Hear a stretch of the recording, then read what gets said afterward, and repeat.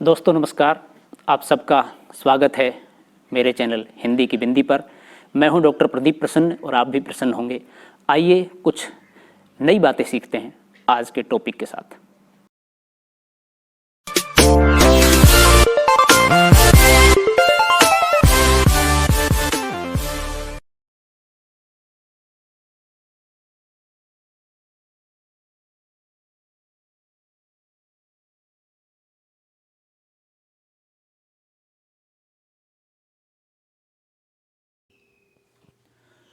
विद्यार्थियों, आज की वीडियो हम बना रहे हैं कक्षा 12 की हिंदी की पाठ्यपुस्तक अंतरा भाग 2 के पाठ शेर पहचान चार हाथ और साझा, जिसके लेखक हैं असगर वजहात।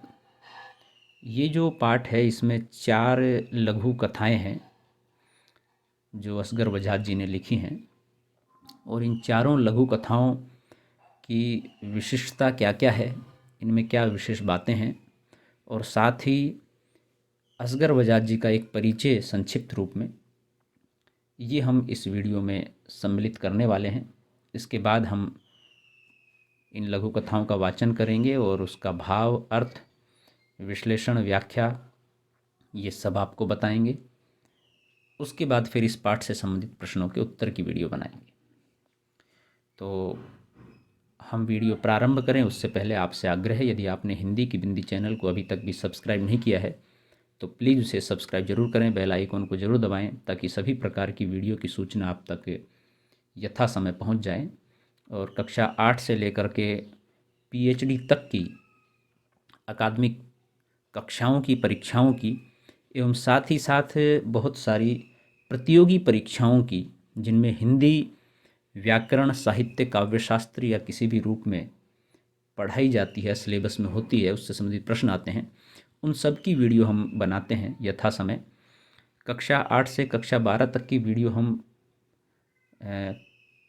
वीक में एक वीडियो बनाते हैं, जिसमें सोमवार को कक्षा 8, मंगलवार को कक्षा 9, बुधवार को कक्षा 10, गुरुवार को कक्षा 11 और शुक्रवार को कक्षा 12 की वीडियो हमारे यहाँ से पब्लिश होती है। आज आप कक्षा 12 की वीडियो देख रहे हैं, और शनिवार रविवार को हम व्याकरण की, हिंदी काव्यशास्त्र, हिंदी व्याकरण की वीडियो बनाते हैं। इसके अलावा हम जो प्रतियोगी परीक्षाएं होती हैं, रीट है, एलईडी है, एलडीसी है, नेट है, जेआरएफ है, पीएचडी है, पटवार परीक्षा है, पुलिस कांस्टेबल है, ये सभी परीक्षाएं जिनमें हिंदी विषय पढ़ाया जाता है, उनसे संबंधित वीडियो भी यथासमय बनाते रहते हैं। तो आइए शुरू करते हैं आज की वीडियो। असगर वजहात, सबसे पहले परिचय। जन्म 1946 में हुआ और वर्तमान में काफ़ी एक चर्चित लेखक हैं, जो कथा कहानी के साथ साथ उपन्यास और नाट्य क्षेत्र में भी अपनी एक विशिष्ट पहचान रखते हैं। असगर वजहात का जन्म फतेहपुर उत्तर प्रदेश में हुआ। उनकी प्रारंभिक शिक्षा फतेहपुर में हुई तथा विश्वविद्यालय स्तर की पढ़ाई उन्होंने अलीगढ़ मुस्लिम विश्वविद्यालय से की। सन 1955-56 से ही असगर वजहात ने लेखन कार्य प्रारंभ कर दिया था। प्रारंभ में उन्होंने विभिन्न पत्र पत्रिकाओं में लेखन कार्य किया। बाद में वे दिल्ली के जामिया मिलिया विश्वविद्यालय में अध्यापन कार्य करने लगे। वजहात ने कहानी, उपन्यास, नाटक तथा लघु कथा तो लिखी हैं, साथ ही उन्होंने फिल्मों और धारावाहिकों के लिए पटकथा लेखन का काम भी किया है। लगभग ये मान के चलिए कि 60-70 वर्ष आपको लिखते हुए हो गया, और मात्र 10-12 वर्ष की उम्र में आपने लिखना प्रारंभ कर दिया था। तो बहुत सारे लोग हैं जिनमें प्रतिभा होती है और प्रतिभा को बहुत जल्दी पहचान लेते हैं, या उनके वरिष्ठ जनों के द्वारा उन्हें प्रतिभा पहचानवाई जाती है ताकि वो उस फील्ड में बेहतर तरीके से काम कर सके। तो असगर वजहात ने मात्र 10-15 वर्ष की आयु में लिखना प्रारंभ कर दिया और लगातार लिख रहे हैं, और कहानियाँ, उपन्यास के साथ साथ फिल्मों की पटकथाएं तक लिख रहे हैं, धारावाहिक लिखे हैं आपने। आपकी लिखी हुई प्रमुख जो रचनाएं हैं वो हैं दिल्ली पहुंचना है, स्विमिंग पूल, सब कहाँ कुछ, आधी बानी, मैं हिंदू हूँ, ये कहानी संग्रह हैं जो काफ़ी चर्चित हुए हैं। और आपके द्वारा लिखे गए जो नाटक हैं वो हैं फिरंगी लौट आए, इन्ना की आवाज़, वीर गति, समीधा, जिन लाहौर नी देखा वो जन्म्या ही नहीं तथा अकी। इसके अलावा भी आपके बहुत सारे नाटक हैं। नाटकों के क्षेत्र में आपने बहुत विशिष्ट काम किया है। जिन लाहौर नी देखा वो जन्म्या ही नहीं आपका बहुत ही प्रसिद्ध नाटक है और अनेकों बार राष्ट्रीय नाट्य विद्यालय एनएसडी से लेकर के मुंबई तक से और देश के अनेक कोनों में, विश्व में भी खेला जाता रहा है नाटक और अभी भी खेला जा रहा है। सबसे सस्ता गोश्त आपका नुक्कड़ नाटक है जो काफ़ी चर्चित रहा है। और रात में जागने वाले, पहर दोपहर था, सात आसमान, कैसी आगी लगाई, ये आपके प्रमुख उपन्यास हैं। तो कहने का तात्पर्य यह है कि साहित्य की अनेक विधाओं में आपने रचनाएं की हैं और काफ़ी चर्चित रचनाएं आपकी रही है। असगर वजात की भाषा में गांभीर्य, सबल भावाभिव्यक्ति एवं व्यंग्यात्मकता है, यानी कि ऐसी भाषा जो एक गंभीरता प्रकट करे अपनी रचनाओं के माध्यम से, अपनी अभिव्यक्ति के माध्यम से। और उनके भाव जो हैं वो कई बार सीधे भी होते हैं, लेकिन कई बार व्यंग में अपनी बात कहने के लिए विशिष्ट रूप से जाने जाते हैं असगर वजात। लेकिन उनका व्यंग जो होता है वो बहुत गंभीरता लिए हुए होता है, यानी कि उनके व्यंग में वो कटाक्ष तो होता है जो एक व्यंग में होना चाहिए, लेकिन वो कटाक्ष बहुत गहरे तक होता है। जिस तरह की व्यंग हरिशंकर परसाई या शरद जोशी जिस तरह के रचनाकार रहे हैं व्यंग के रूप में प्रसिद्ध चर्चित, उस तरह का व्यंग आपकी रचनाओं में नहीं है। मुहावरों तथा तद्भव शब्दों के प्रयोग से उसमें सहजता एवं सादगी आ गई है। ये सहजपन उनकी रचनाओं में है। असगर वजात ने गज़ल की कहानी, वृत्त चित्र का निर्देशन किया था, बूंद बूंद धारावाहिक का लेखन भी किया है। तो ये असगर वजात का एक छोटा सा संक्षिप्त परिचय, जिसमें उनकी रचनाएं और विशिष्टताओं के बारे में बताया। अब हम बात करते हैं जो ये पाठ है, शेर, पहचान, चार हाथ और साझा, इसके बारे में। ये इन नामों की 4 लघु कथाएँ इस पाठ में संकलित हैं। शेर प्रतीकात्मक और व्यंग्यात्मक लघु कथा है।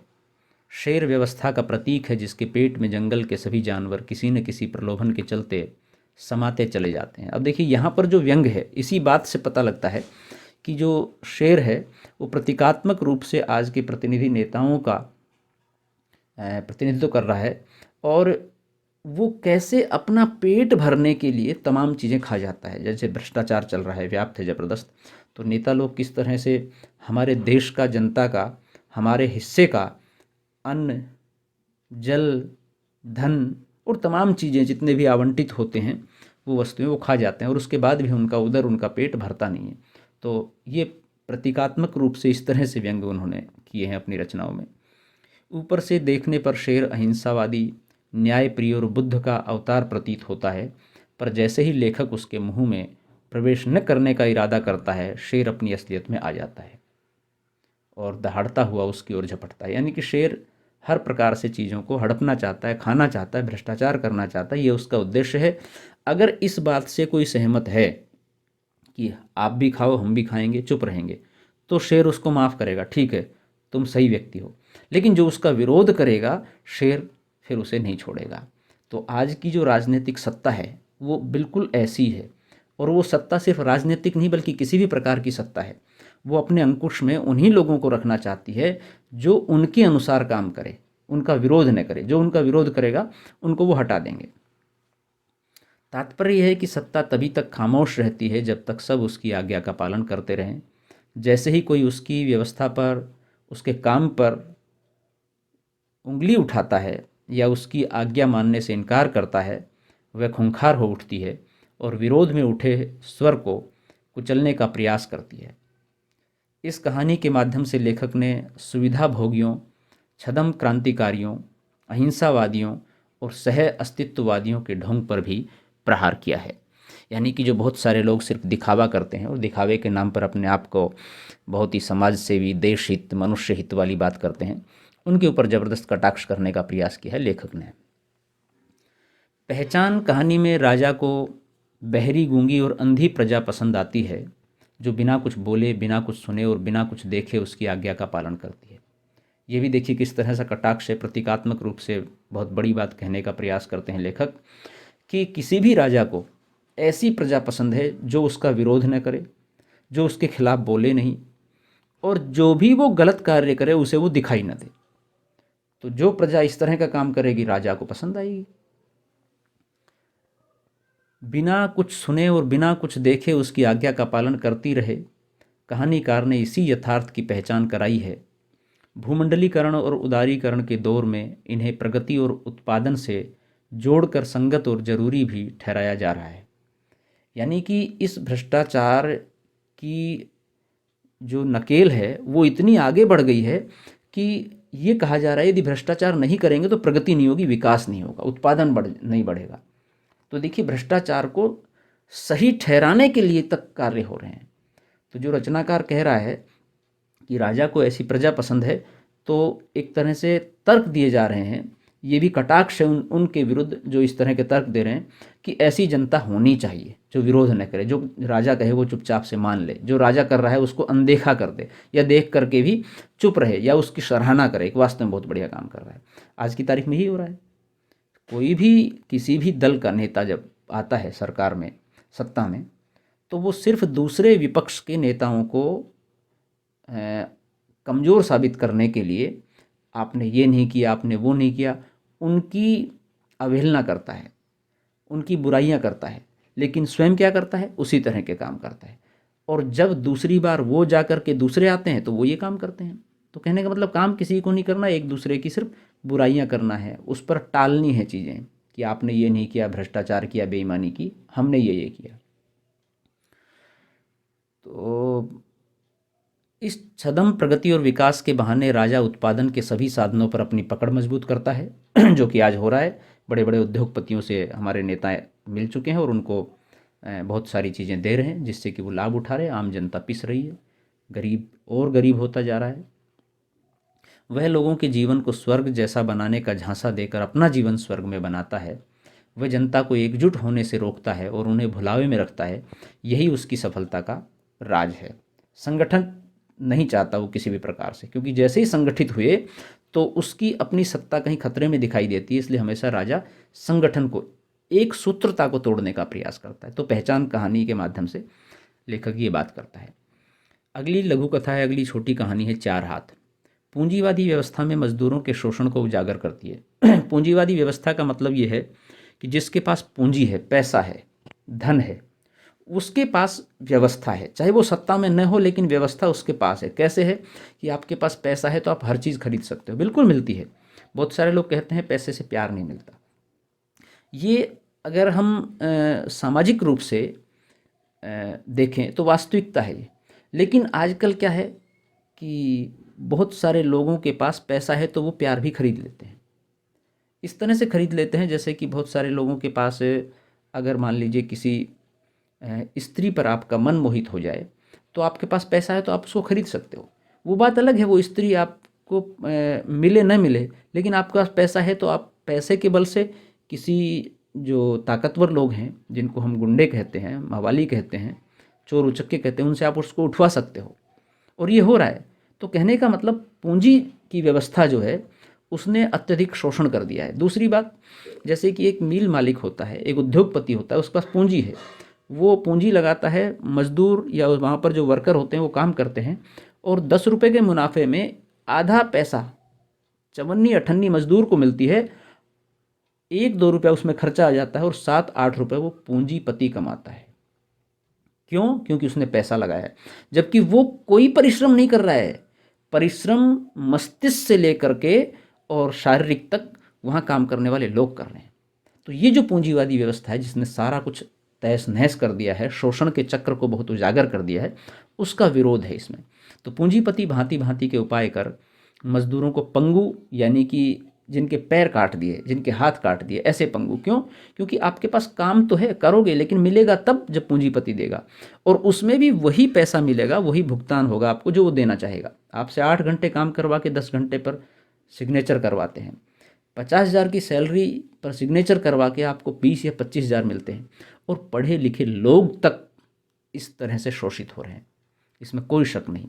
ये बहुत कोई बड़ी बात नहीं। हमारे आसपास, हमारे इर्द गिर्द हम बहुत सारे लोगों के परिवार के सदस्य जो अच्छी शिक्षा, PhD तक की शिक्षा ग्रहण करने के बाद प्राइवेट एजुकेशन में या दूसरी जगह जो काम कर रहे हैं, हायरली एजुकेटेड होने के बावजूद भी, तो वहाँ शोषित होते हैं, वहाँ प्रताड़ित होते हैं। ये माना कि गवर्नमेंट की बराबर वहाँ कई बार कुछ जगहों पर मिलती भी है, कुछ प्राइवेट सेक्टर होते हैं जहाँ सरकार से अधिक वेतन मिलता है, जहाँ वास्तव में कुछ काम होता है, लेकिन वो उस तरह के पूंजीवादी नहीं है, वो वास्तव में समाज के लिए, व्यक्तियों के लिए काम करना चाहते हैं, कुछ लोग हैं ऐसा, लेकिन मैक्सिमम जगह पर वहाँ पर शोषण होता है। तो वे उनके अहम और अस्तित्व को छिन्न भिन्न करने के लिए नए नए तरीके ढूंढते हैं और अंततः उनकी अस्मिता ही समाप्त कर देते हैं, उनकी पहचान समाप्त कर देते हैं। मजदूर विरोध करने की स्थिति में नहीं है, क्यों? क्योंकि उनमें संगठन नहीं है, एकजुटता नहीं है। वे मिल के कल पुर्जे बन गए हैं, जैसे कि आप कंप्यूटर के, मोबाइल के या दूसरी मशीन के कल पुर्जे जो होते हैं, उपकरण होते हैं, वैसे बन गए हैं। क्यों? क्योंकि उनको जैसे चलाओगे वैसे वो चलते हैं और लाचारी में आधी मजदूरी पर भी काम करने के लिए तैयार हो जाते हैं। ऐसी स्थितियां हो रही हैं, यथार्थ में आज भी हो रही हैं, इतना पढ़ लिखने के बाद भी, इतना विकसित, इतना परिवर्तन होने के बावजूद भी। तो मजदूरों की यह लाचारी शोषण पर आधारित व्यवस्था का पर्दाफाश करती है कि शोषण पर आधारित व्यवस्था आज लोकतांत्रिक व्यवस्था के अंदर भी किस तरह से मौजूद है। अगली कहानी है साझा। साझा में उद्योग पर कब्जा जमाने के बाद पूंजीपतियों की नज़र किसानों की ज़मीन और उत्पादन पर जमी है। देखिए आज बिल्कुल यथार्थ है, आप देख रहे हैं बड़े बड़े मॉल, सेज, ये सब जो आए हुए हैं, बड़ी बड़ी कंपनियां, फैक्ट्रियां, अब ज़मीन है नहीं तो गांव शहर में तब्दील होते जा रहे हैं और गांव भी धीरे धीरे शहर जैसे बनते जा रहे हैं। विकास के नाम पर हम जो ये तमाम तरह की खेती की ज़मीनें हैं उस पर अतिक्रमण हो रहा है या खरीदी जा रही हैं और खेती कम हो रही है, पशुपालन कम हो रहा है और उनकी ज़मीनों पर आधिपत्य हो रहा है, कम दामों में खरीदी जा रही है या कई जगह अधिक दामों में खरीद करके भी अच्छी ज़मीन को, जो उपजाऊ ज़मीन है, उसमें आपने फैक्ट्री डाल दी, कंपनियां डाल दी, जबकि कंपनियां आप ऐसी ज़मीन पर डालिए जो कम उपजाऊ हो, रेतीली हो, पथरीली हो, जहाँ आपका आवास हो सकता है, लोग काम कर सकते हैं, वहाँ थोड़ी सी सुविधा आप कर दीजिए, जल की, बिजली की, रहने की, बाकी सब तमाम चीज़ों की। लेकिन जो अच्छी उपजाऊ ज़मीन है उसको इस तरह से कब्जा करके उद्योग में तब्दील नहीं करना चाहिए।